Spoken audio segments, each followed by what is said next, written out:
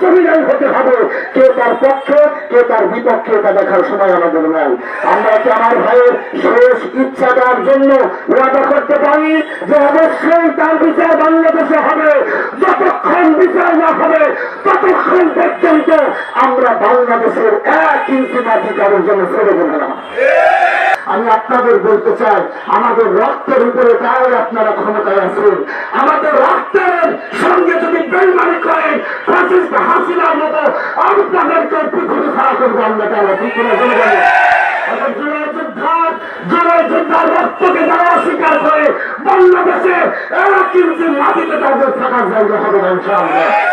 আজকের এই গাইবানা জনতা থেকে জানাই দিতে চাই, কুষ্টিয়ার ময়দান থেকে আমার উসমান ভাইয়ের হাতের মনের ঐকান্তিক বাসনা ছিল আমি শহীদ হয়ে যাব, আমাকে হত্যা করা হবে, তাদের আমার কোনো আফসোস নাই। তবে আমার মনের ঐকান্তিক বাসনা হলো আমার হত্যাকারীদের বিচার এই বাংলার জমিনে জমা হয়।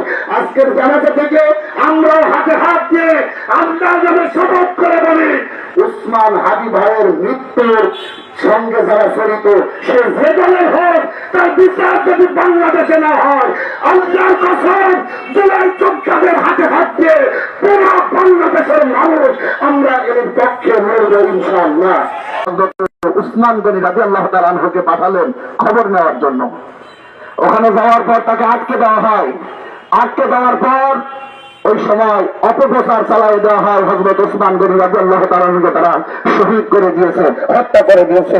রাসূল পাক সাল্লাল্লাহু আলাইহি ওয়াসাল্লাম বৃত্ত কণ্ঠে নিয়ে বাগদা গাছের নিচে হাত উঁচু করে দিয়ে সাহাবীদেরকে বলে, আমরা আমাদের ভাইয়ের রক্তের বদলা দিতে চাই, তোমরা কারা কারা আছো আমার হাতে হাত দিয়ে দাও। ওই সময় আল্লাহ কোরআনে আয়াত নাযিল করে দিয়ে বলে, তোমাদের হাতে আমি আল্লাহ নিজে হাত দিয়ে তোমাদের পক্ষে হয়ে গেলাম। বলেন সুবহানাল্লাহ। আজকের এই গাইবানা জনতা থেকে জানাই দিতে চাই, কুষ্টিয়ার ময়দান থেকে আমার উসমান ভাইয়ের হাতের মনের ঐকান্তিক বাসনা ছিল আমি শহীদ হয়ে যাব, আমাকে হত্যা করা হবে, তাদের আমার কোনো আফসোস নাই। তবে আমার মনের ঐকান্তিক বাসনা হলো আমার হত্যাকারীদের বিচার এই বাংলার জমিনে জমা হয়।